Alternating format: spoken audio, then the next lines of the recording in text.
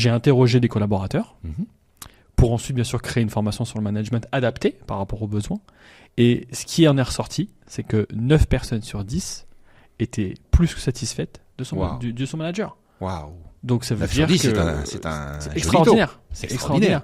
Donc moi je me suis retrouvé un petit peu embêté à la fin puisque finalement qu'est-ce que je vais vous vendre? Moi je suis pas sûr de vendre quelque chose. Bon après ça c'est un autre sujet mais ce qui était très intéressant c'était de voir que finalement ce qu'on peut lire sur LinkedIn dans les entreprises ils vivent totalement l'inverse et c'est effectivement très rassurant dans ce contexte anxiogène. Je crois que on a cette espèce de propension bien française à regarder tout ce qui ne va pas. Non pas qu'il ne faille pas le regarder. Nous, je crois qu'on l'a vraiment regardé ce qui allait pas de près. Ouais.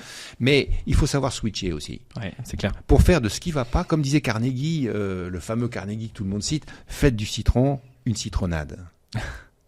Essayez de transformer ce citron en citronnade, c'est-à-dire d'adoucir un peu les choses. Bien sûr, il y a plein de choses qui ne vont pas. Bien sûr, il y a des tas de problèmes. Il se trouve qu'il y a aussi des tas de solutions. Et oui. Tous les jours Eh qui sont implémentées, qui rentrent sur le terrain et puis qui nous aident dans notre vie sans même qu'on en parle. Tout à fait. L'autre jour dans le TGV, je vais à une conférence, il y a le chef de train qui annonce il y a des travaux sur la voie. On aura 10 minutes de retard. On va freiner un peu, il y aura 10 minutes. Et là, une dame se lève, fou furieuse, comme ça, tout juste si elle brandissait pas son parapluie. Elle dit, comment? Un retard de plus? C'est pas possible, la SNCF, etc.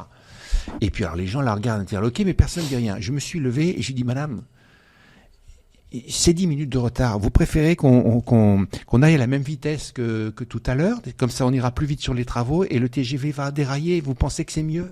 Je veux dire, vous râlez pour 10 minutes de retard. Qu'est-ce que c'est que des 10 minutes de retard alors que c'est une simple mesure de sécurité pour que le TGV aille jusqu'au bout et vous aussi, madame? Enfin, je veux dire, mais c'est du bon sens Bien sûr, absolu. bien sûr. Les gens sont réduits à râler parce qu'il y a 10 minutes de retard à la SNCF. Ouais. Je ne dis pas que ça doit être institutionnalisé, mais est-ce qu'on devient fou? Mais est-ce qu'on devient fou de ne pas savoir apprécier ce que l'on a? Ah ça c'est...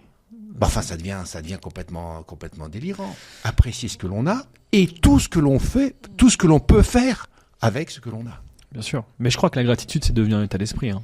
Ah oui, non, mais attends, il y a un moment, il faut aussi ne pas être dans le merci. Vous m'avez donné une fraise, merci. Vous m'avez fait... Non, le merci doit être justifié. Il doit être, comment dirais-je, il doit être fondé. Mais moi, je pense qu'une des clés du bonheur, c'est justement de savoir apprécier ce qu'on a et tout ce qu'on peut faire avec ce qu'on a. Bien sûr. D'accord? Et donc, quand en France, je dis pas que tout est merveilleux, il y a des gens qui sont dans des situations catastrophiques, je le sais très bien. Malgré tout, sachons raison garder et apprécier tout ce qu'on a